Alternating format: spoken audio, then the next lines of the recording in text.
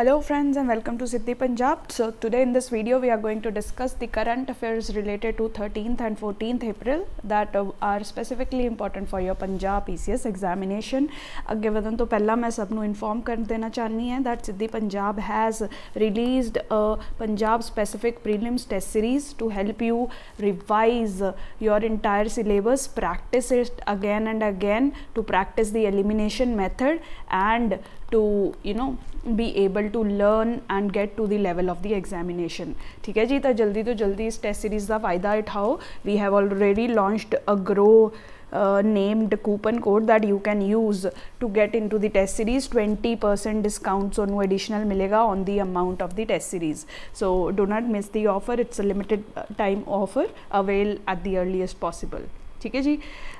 And now we will see the topics that we are going to discuss today. ये 3 main topics है ਜਿਹੜੇ ਅੱਜ ਦੀ discussion 'ਚ ਆਪਾਂ ਡਿਸਕਸ ਕਰਾਂਗੇ. Nankana Sahib in Pakistan, it is in news. It ਬਹੁਤ ਹੀ ਇੰਪੋਰਟੈਂਟ ਗੁਰੂਦੁਆਰਾ ਤੇ ਪਲੇਸ ਹੈ related to guru history. So ਇਹ ਆਪਣੇ ਲਈ ਬਹੁਤ ਇੰਪੋਰਟੈਂਟ ਹੈ, ਇਹਨੂੰ ਆਪਾਂ ਡਿਟੇਲ 'ਚ ਦੇਖ ਲਵਾਂਗੇ ਜੋ ਵੀ ਨਿਊਜ਼ ਆਈ ਹੈ.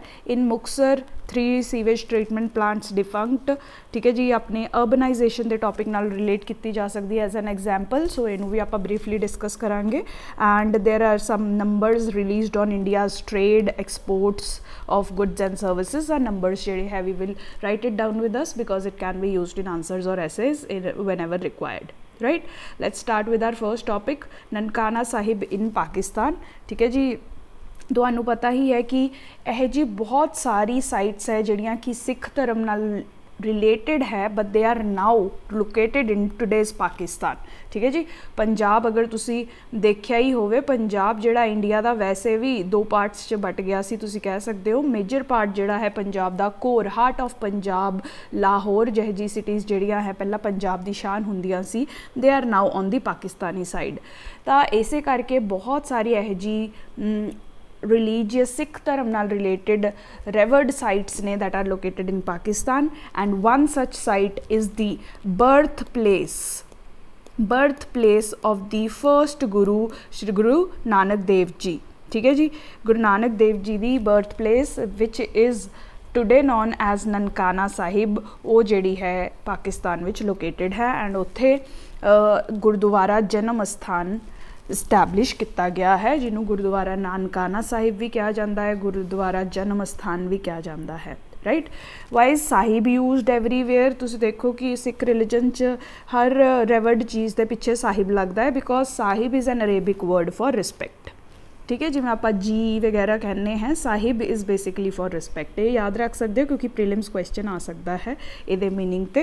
राइट, दैन हुण गुरुद्वारा ननकाना साहिब बारे थोड़ी इन्फॉर्मेशन देख लेने हैं. It is located 80 kilometres from the Lahore city. इनू गुरुद्वारा जन्म स्थान भी कहते हैं. बहुत सारे सिखिज़म के फॉलोअर्स जिहड़े हैं इत्थे विजिट करते हैं every year because this is the birth place of first Guru of six गुरु नानक देव जी. ठीक है जी, तुसी हिस्टरी च पढ़िया होना है कि तुहानू रायपोए मिलता होना है हर किते that Rai Bhoi is the place of birth of Guru Nanak Dev ji. तो वो यही प्लेस है, ये जिहड़ी जगह है उस टाइम ते जब गुरु नानक देव जी का बर्थ होया सी उस टाइम ते दिल्ली सल्तनत के अंडर सी. ठीक है जी, दिल्ली सल्तनत मिटीवियल इंडिया च पढ़िया होना है तुसी. दिल्ली सल्तनत के किहड़े राजा के अंडर सी? रायपोए दी. ठीक है जी, तो उस टाइम तो इनू रायपोए दी तलवंडी कहा जाता सी. इस एरिया नू रायपोए दी तलवंडी, इसलिए गुरु नानक देव जी का बर्थ जिहड़ा है रायपोए नाल रिलेट हुंदा है, तलवंडी नाल रिलेट हुंदा है. राइट, ठीक है जी.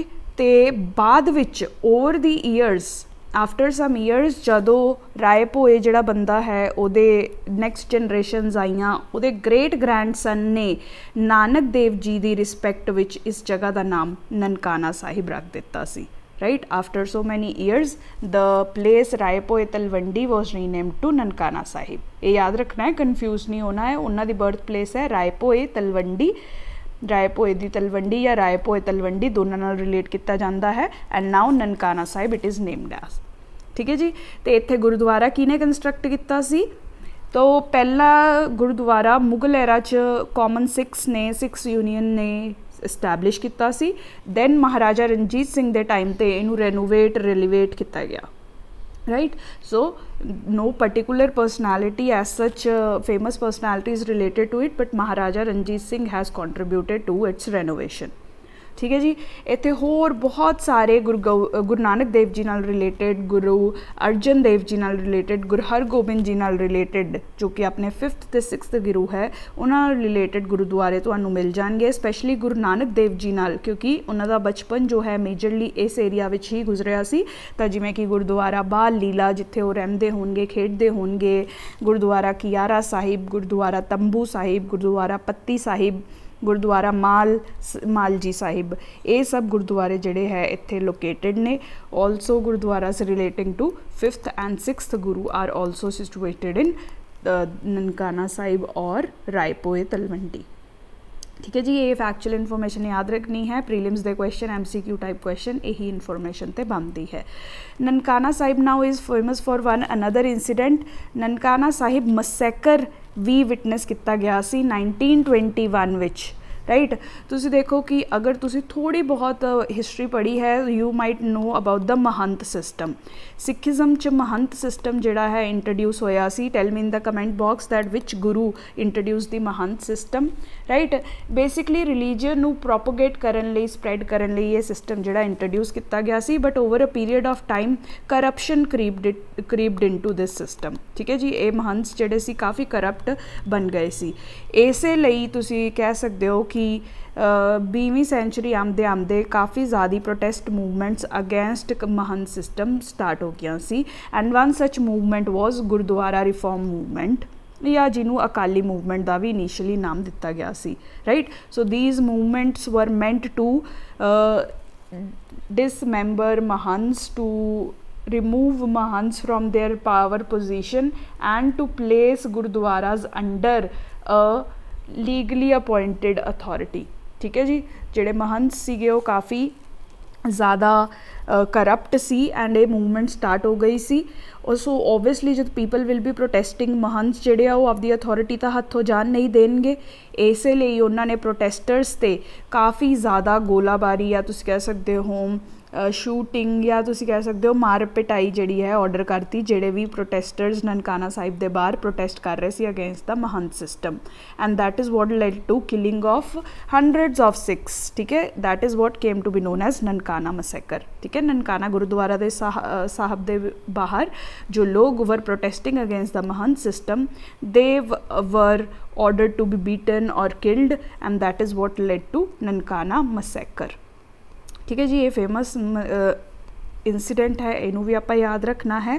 इस इंसीडेंट के बाद ही तुसी कह सकते हो सिख गुरुद्वारा एक्ट 1925 जिहड़ी है पास हुई, जिहदे नाल श्रोमणी अकाली दल तुसी कह सकते हो गुरु जिहड़ी कमेटी है वो एस्टैबलिश हुई, जिहड़ी अपनी गुरुद्वारा प्रबंधक कमेटी जिहड़ी है वो एस्टैबलिश हुई। हुण जिहड़े गुरुद्वारा सी वो महंत के कंट्रोल विचों नहीं सी, they were now being controlled by the Gurdwara Prabandhak Committee.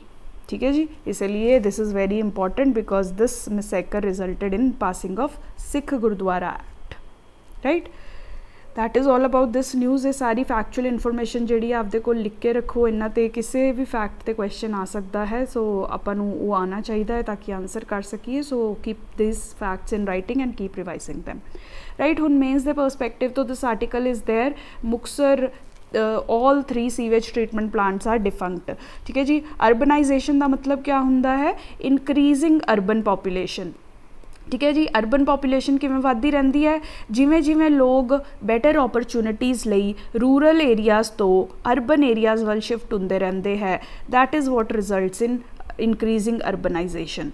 ठीक है जी, तो लोग बैटर प्रोस्पैक्ट्स ऑफ लाइफ के लिए अर्बन एरियाज़ विच शिफ्ट होंगे है, for better education, for better health facilities, for better employment facilities और even for better living standards, right. तुसी सब जैसे बहुत सारे छोटे छोटे एरियाज़ तो लोग जो है वो चंडीगढ़ शिफ्ट होंगे है, why you have come here for either for preparation for college, right, या सोडी जॉब इत्थे है, या you like the city Chandigarh, right. So all of this that means कि अर्बनाइजेशन का वेरी इंपॉर्टेंट पार्ट है to maintain the cities, to create quality of life for the people that are living here. ठीक है, but ये देखो कि ये अपने सामने एक एग्जाम्पल है जिथे the quality of life is not being maintained. ਜਿਹੜਾ waste है city ਦਾ ਪੂਰਾ produce ਹੋ ਰਿਹਾ ਹੈ ਉਹਨੂੰ treat ਕਰਨ ਲਈ ਉਹਨੂੰ manage ਕਰਨ ਲਈ ਜਿਹੜੇ plants ਹੈ they are not functioning at all. 3 plants ने मुक्तसर सिटी च and they are not functioning एंड अगर ये फंक्शन नहीं करेंगे तो सारा वेस्ट कित्थे डिस्चार्ज होएगा किसी ना किसी वाटर बॉडी च and here the water body is Chandbhan drain. ठीक है जी, एक नाले विच ये सारा पानी you know the untreated waste is pushed into this drain which is used by people for various purposes. farmers इनू irrigation ਲਈ यूज़ करते हैं, कई लोग तो पानी नू मे बी पींदे भी होणगे राइट एंड अल्टीमेटली ये जिहड़ा नाला है वो मिल जाता है सतलुज रिवर नाल. That means because of the absence of these 3 sewage plants we are not able to provide quality life to the people, rather we are creating lot of pollution, river and water pollution. ठीक है, सो इस ते specifically question भी आया एक बार Punjab PCS का related to the pollution of water bodies by Punjab's industries. Specifically Punjab ते ही आया सी. तो यह जी एग्जाम्पल्स लिख के रखो, अगर क्वेश्चन आए you can use this right. 3 sewage treatment plants that are there in Muktsar, they are non functional. सिर्फ थोड़ी देर की गल नहीं है, they have been non functional for over 6 years now. 6 साल तो they are sitting non functional तो अज तक अथॉरिटीज़ ने कुछ करने की कोशिश नहीं की है. This is a very serious condition. ठीक है जी, ये दा एग्जाम्पल लिख के रखो, you can use it in examination. जिहड़ा पूरा ड्रेन है जिहदे विच गंद आप सुट रहे हैं ये 10 विलेजेस के लोगों को इंपैक्ट करता है. मुक्तसर विच 12 विलेजेस के लोगों को इंपैक्ट करता है. इन फाजिलका रफली 60,000 तो ज़्यादा पीपल इन 2 डिस्ट्रिक्ट्स ये ड्रेन तो इंपैक्ट होंगे है, वाटर पर डिपेंड करते हैं. That means the life of this people is in danger because they are drinking such toxic harmful unhealthy water on daily basis right. So it is very important कि यह जी urbanisation दी issues जिहड़े urban governance दी mismanagement के जिहड़े issues है इन्हों आपां ध्यान च रखिए right. Van ever there is a question on unplanned urbanisation you can use this as an example. This is an example of how urbanisation is not being done in a planned fashion, how the needs of the urban population are not being taken care of. ठीक है जी, last जो अज का topic है India's export performance. कुछ export ते data आया है.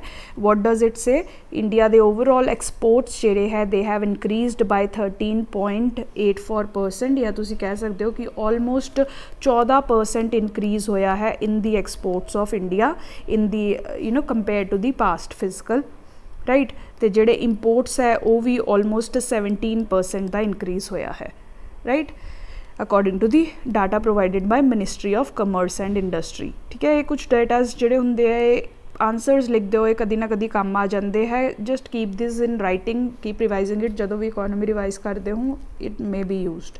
तो ज़्यादा इनक्रीज जोड़ा है सर्विसेज एक्सपोर्ट्स जो होया है राइट. 27% के अराउंड जोड़ा इनक्रीज़ है we have seen it in services exports. ठीक है, पिछले साल अगर 100 करते सी तुसी कह सकते हो 100 नैट यूनिट 100 रुपीज़ का एक्सपोर्ट करते सी लेट्स से, तो now we are exporting 127 rupees worth of goods and services specially services का एक्सपोर्ट्स है. ठीक है जी, तो मर्चेंडाइज एक्सपोर्ट्स कमोडिटी एक्सपोर्ट्स जो 6% इनक्रीज़ आया है. दैट मीनस अगर तुसी पिछले साल 100 रुपया द मर्चेंडाइज गुड्स जोड़े बेच रहे सी बाहरले देशों में, now you are selling 106 worth rupees of products in the outside market. ठीक है जी, ये 2-3 डाटा जोड़े आपदे कोल लिख के रखो, you can use it in the answers. That is how this is relevant right. So that is all about today's video. Please like, share and subscribe and also take the benefit of test series as early as possible before every other student takes up the discount coupon. Thank you so much for watching.